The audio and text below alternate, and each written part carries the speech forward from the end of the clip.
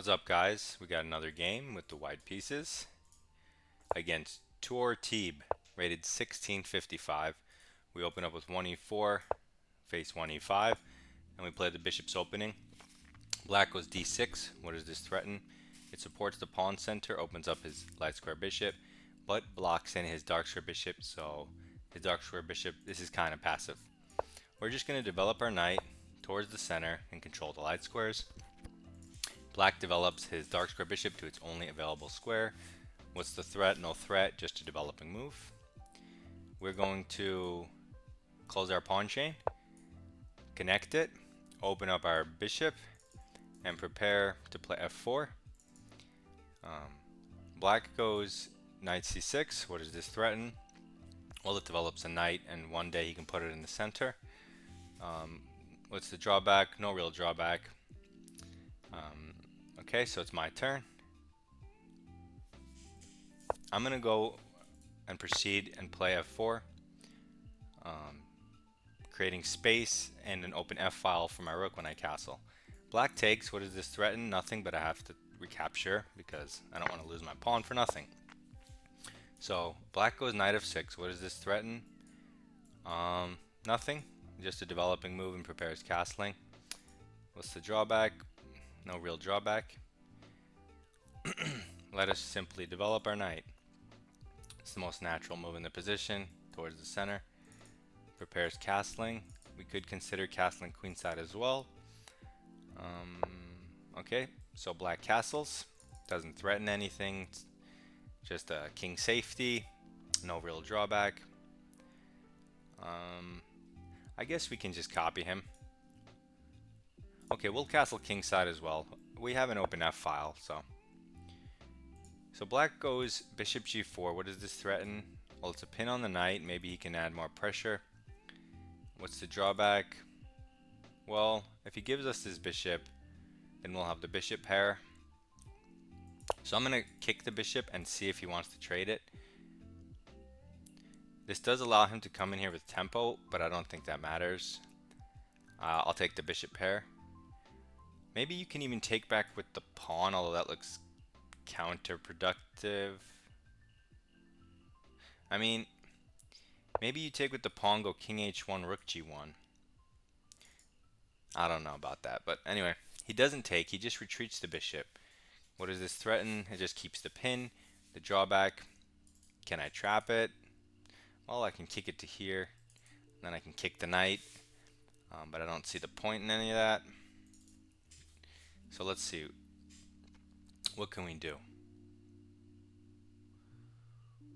Well, he wants to come in here, and I don't see a reason to let him. So I'm going to play d4. He didn't stop me from controlling the entire center, so I'm going to do it. And now the queen covers that pawn. If he takes this, I don't want to take with the queen because I'll lose my center, but I can take with something else. And this pawn is defended. So when I moved my pawn, I made sure this one was still defended. And maybe I can push one of them further, and that will be my plan. So a5 by black. What does this threaten? Nothing. It maybe just to gain more space, but it's slow. That's the drawback. It also doesn't play in the center, and my center is basically perfect. I mean, not perfect, but look at it. It looks awesome. And he's playing moves like a5, so that can't be too good for him, I imagine. So I wonder what happens if I push one of these pawns. This one looks the most tempting. If he takes that pawn, what's our best response? You see, if we take, then he can queen trade, which is annoying. So maybe, what do we do?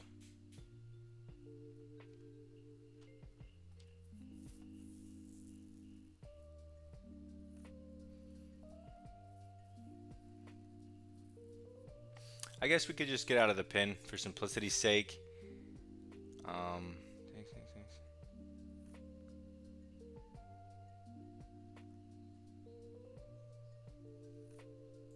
It might look weird, but because it blocks the bishop's diagonal. But after he pushes, if he does, and I go here, I'll have space for it. Also, he can't play this because I have a bunch of pieces protecting it. So my bishop's actually fine here, even though it may look funny. And this actually gets my knight out of the pin and prepares a rook to come to one of these squares. So I like this move. It also maintains control over the center. You know, I would have considered something like queen e1, maybe transferring to this side, but then it doesn't defend this pawn. So he takes the knight voluntarily. So what's he threatening? Nothing. Well, if I take with my queen, he can take a pawn in the center. But I'll take, I mean, if I take with this pawn is just so weak. If I take with the rook, I guess he can't really take advantage of it. So I'll take with the rook, because he just gave up his light square bishop, and it's the light square bishop that would punish this rook placement. So he goes here. What does this threaten? I guess to push one more, and like positionally that would be good for him if like this wasn't happening right now, you know? Like this is good, but if the center is locked and you have time for it.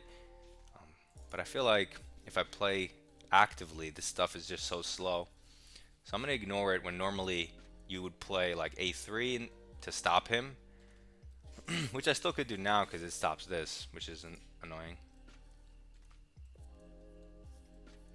So maybe I do that to also create this in case this. I'd like to keep my bishop, all things considered, but I'm not playing a3 because I care about, you know, if he plays a3 and it's good for him positionally, like that's not what I care about. But if the position was locked, I would care about that. But I'd rather just have this to save my bishop. And the other reason I said before, which I forgot. So anyway, I need to get my rook in the game, one of these squares, and push something. Maybe the F-file, since it's open, and go here. That's 3 attackers. He has 3 defenders. So like take. Okay, so he goes with the other knight to the side. What does this threaten? It hits my bishop, and maybe he wants to relocate. Not sure.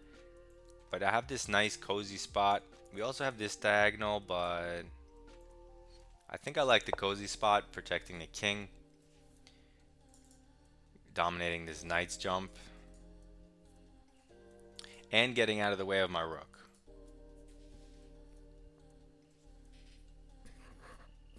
So this is nice. I really like my position. His knight also undefended this square when it moved, so now I could hop my knight in, which is nice. Maybe I could take his other bishop as well. He moves his king. I think the idea is to unpin this pawn so he could push it. The drawback is it's a king move, kind of slow.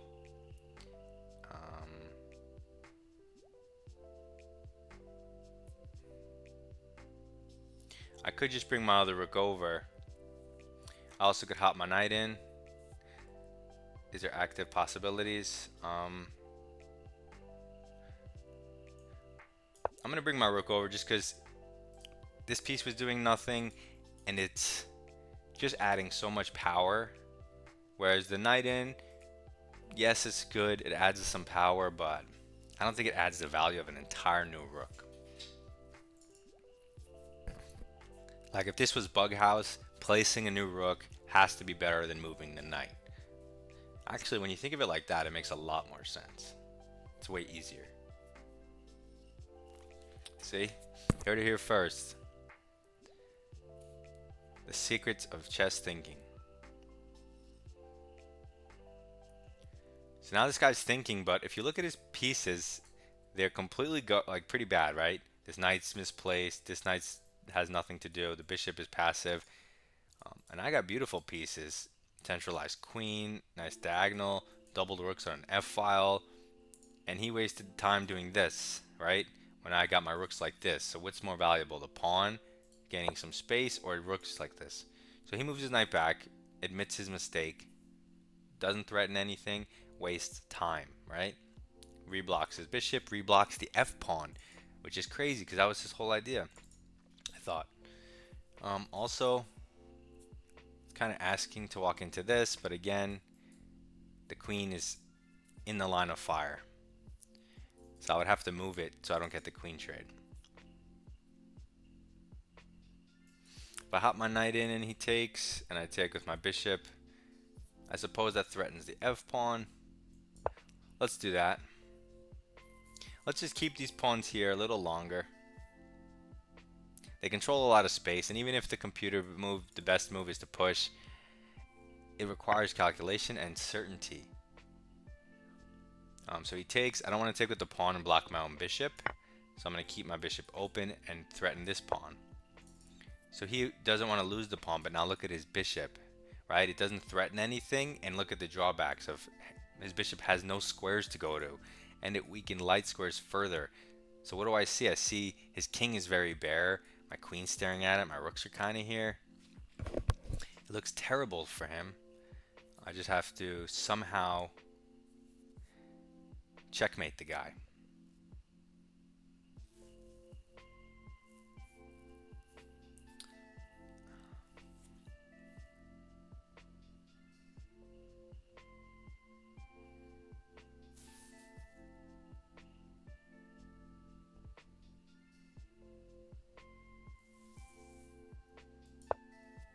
I'm going to stick my bishop in his position and just dominate the light squares entirely. I'm going to leave these pawns where they are, unless this leads to a checkmate once I'm set up. And then I'm going to, or maybe I'll actually keep this in here, let him go here, take the knight, keep my untouchable bishop here because he doesn't have anything to take it. So anyway, he goes here with the rook. What does this threaten? Some defense on the king side ideas. Drawback is if he goes here, it's just going to most likely get trapped, is my guess.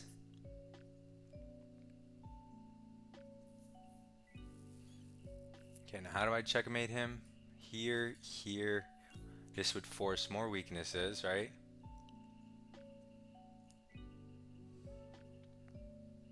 I could also do this, like I said, and get rid of my bishop, but I could go for this and maybe entice him to play g5.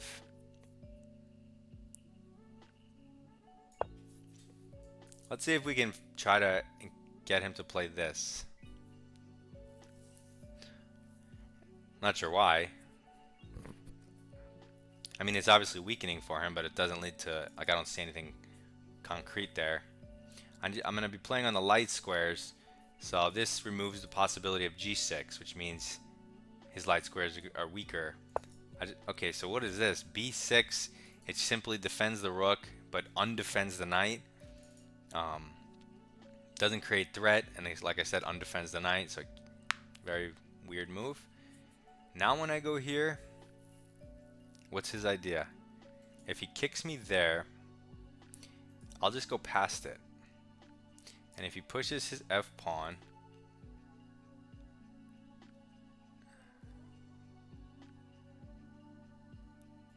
I'll just take it. No, I can't take it. What am I saying? My rook's hanging. I'll go here.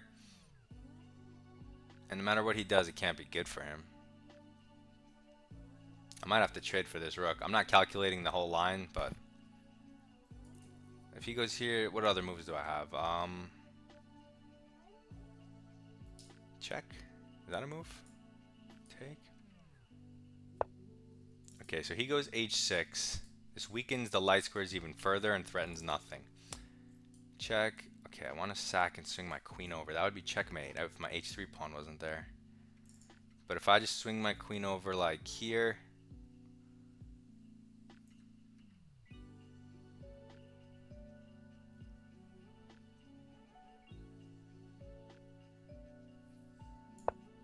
and then I guess I could sack next.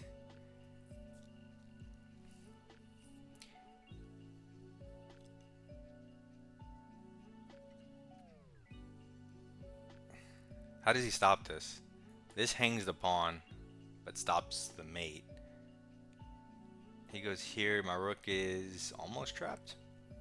I just go back though. Can he do anything with this?